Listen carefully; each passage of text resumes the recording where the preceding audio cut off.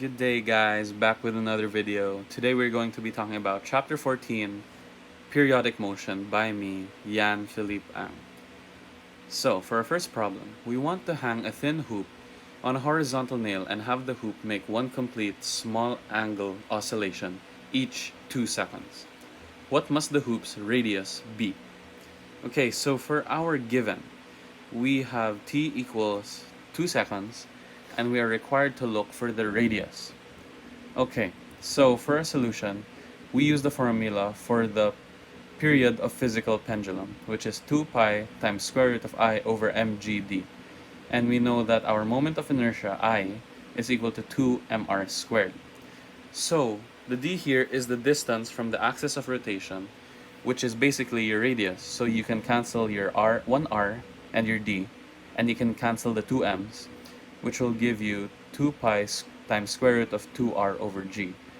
From here, we can go on to isolate our r, and we can plug in all our given values. So that is 2 squared, which is your period, times 9.8, which is your gravity, and all divided by 8 pi squared, which will give us a final answer of radius equals 0.5 meters.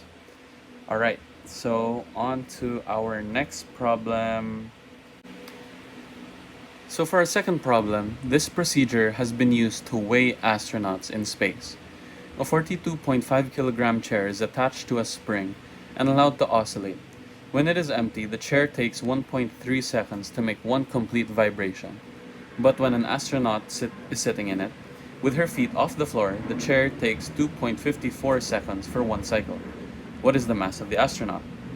So for our given, we have the mass of chair is equal to 42.5 kilograms, and the period of the chair is 1.3 seconds, and the period with the astronaut is 2.54 seconds.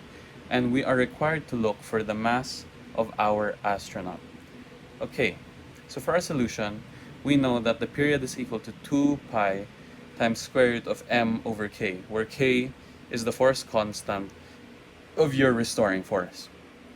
So when we isolate k, we get 4 pi squared times m all over t squared.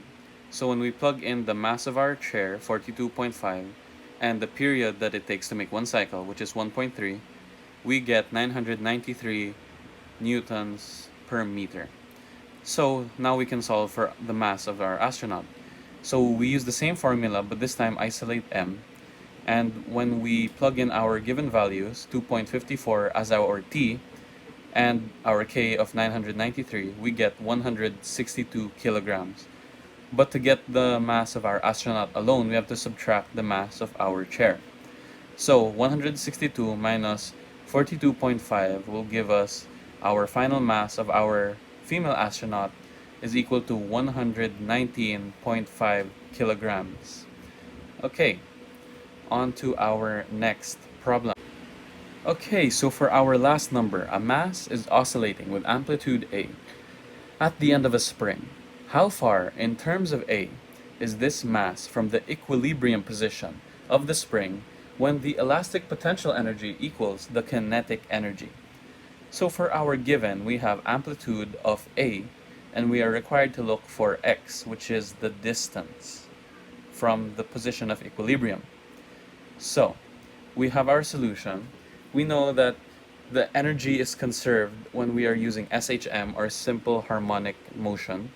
So E equals 1/2 mv squared plus 1/2 kx squared equals 1/2 ka squared, which is constant. So we have k plus u equals E. And we know that the position is where the kinetic and the elastic potential are equal. So we can denote this as E equals 2u. So we can rewrite this as 2 times 1/2 kx squared equals 1/2 ka squared. And 1/2 k's cancel out, and we can isolate our x, which will give us our final answer. X equals a over square root of 2. So the position is your amplitude over square root of 2. Alright, so that is our final problem for this video.